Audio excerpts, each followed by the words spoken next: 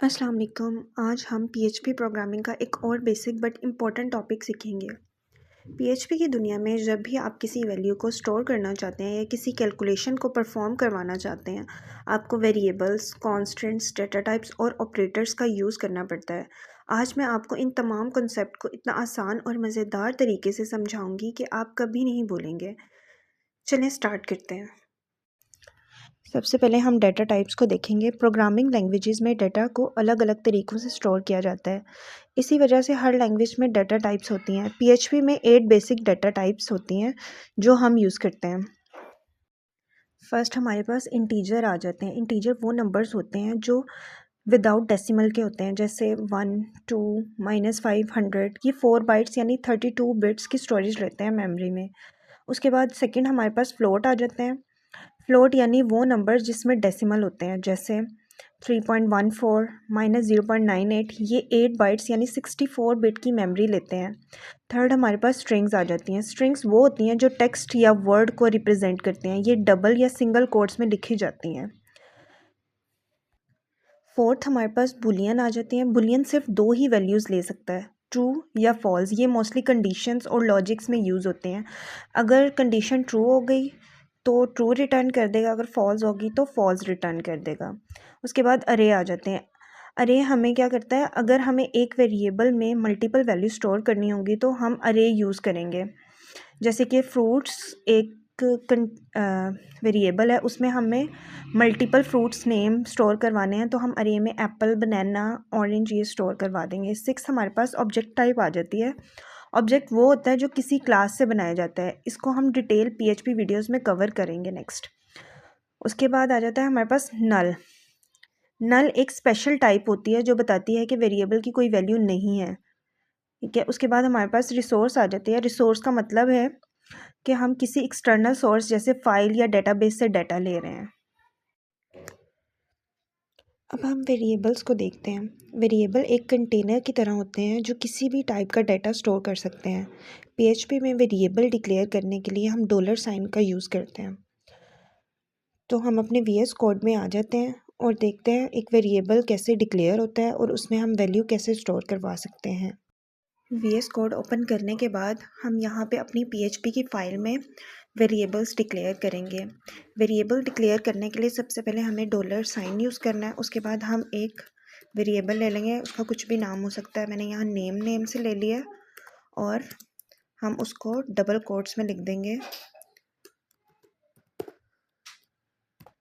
ये हमने एक वेरिएबल डिक्लेयर कर लिया जिसमें स्ट्रिंग डाटा टाइप है। इसी तरह से हम एक और वेरिएबल ले लेते हैं एज नेम से, जिसमें हम वैल्यू स्टोर करवाते हैं 25।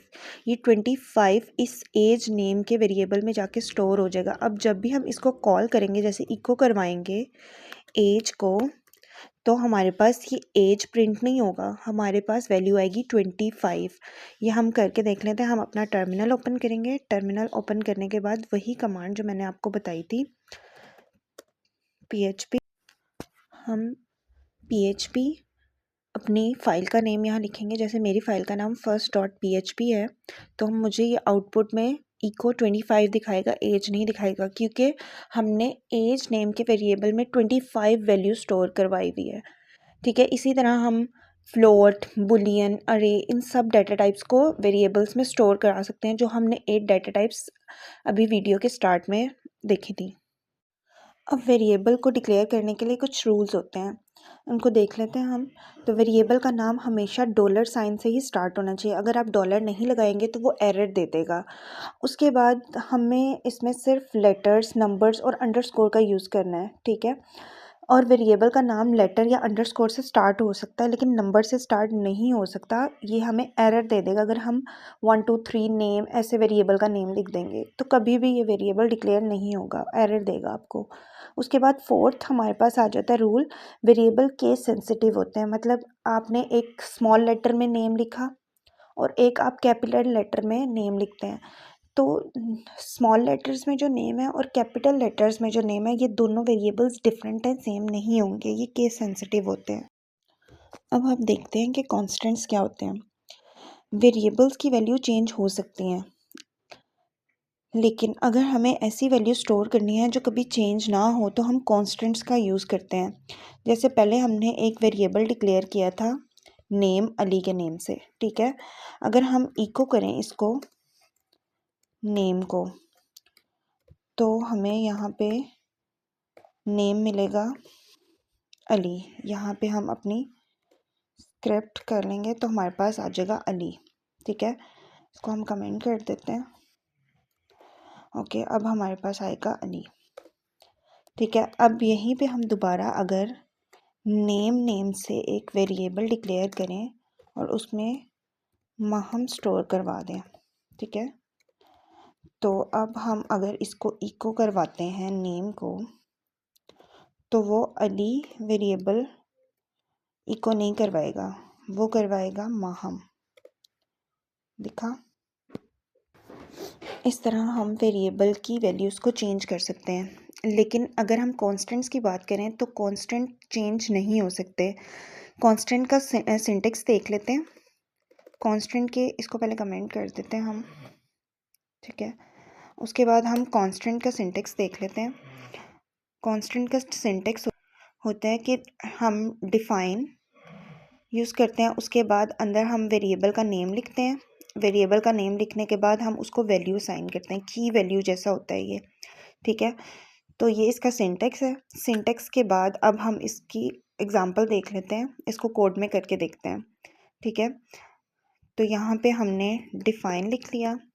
डिफाइन के बाद हम वेरिएबल लिख लेते हैं नेम, ठीक है। उसके बाद कॉमा, इसकी वैल्यू हम लिख देते हैं अली, ठीक है।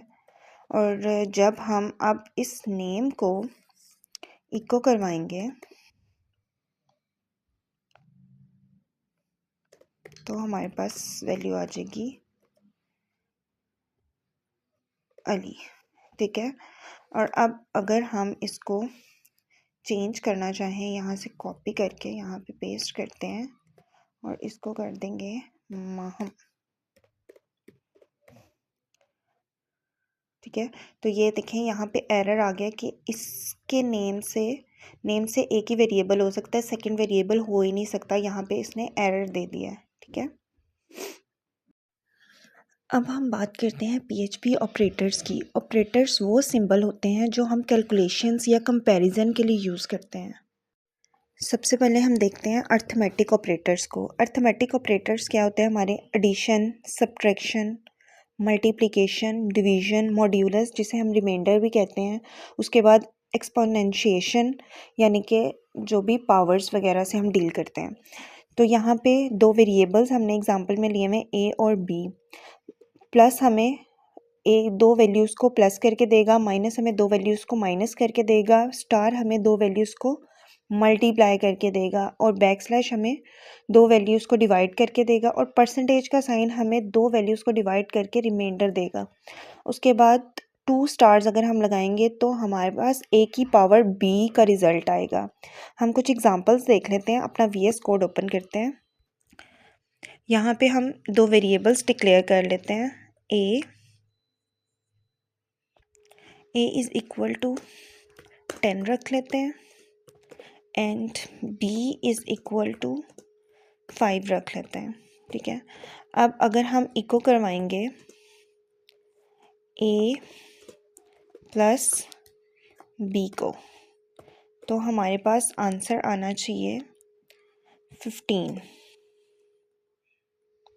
ठीक है। हमारे पास आंसर आ गया 15।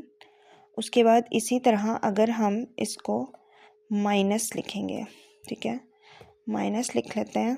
माइनस करेंगे तो हमारे पास 10 माइनस 5 आना चाहिए, 5 ही आया। ये 15 जो ऊपर प्लस है वो आया हमारे पास।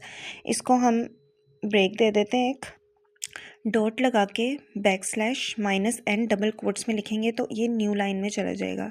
तो ये हमारा प्लस का आंसर आ गया 15, ये हमारा माइनस का आंसर आ गया 5। इसी तरह हम मल्टीप्लिकेशन, डिवीजन, मॉड्यूलस और एक्सपोनेंशिएशन को करेंगे।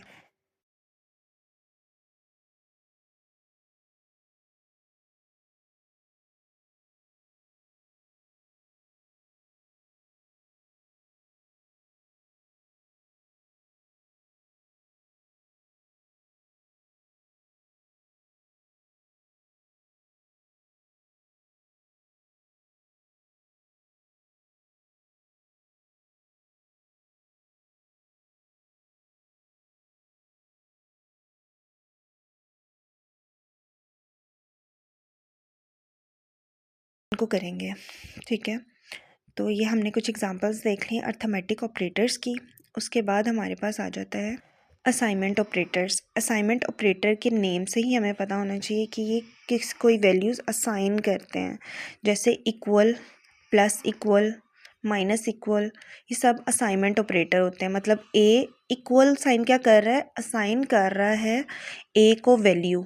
अब अगर हम ए इज़ इक्वल टू 10 लिखा है हमने, तो ये 10 वैल्यू असाइन हो रही है ए को, और वो असाइन कौन कर रहा है, असाइनमेंट ऑपरेटर, जो कि इक्वल का साइन है।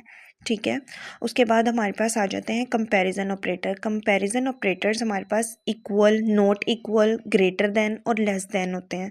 ठीक है, इक्वल मतलब हम चेक कर रहे होते हैं कि ए इक्वल है बी के कि नहीं।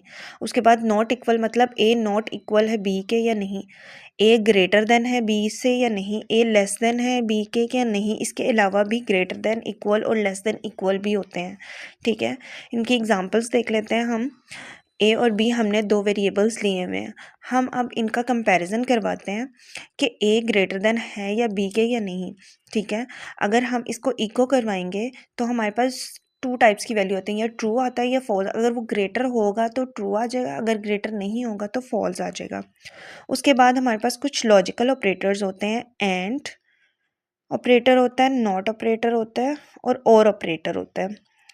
एंड ऑपरेटर क्या करता है, ये हमारी सारी कंडीशंस में यूज़ होता है।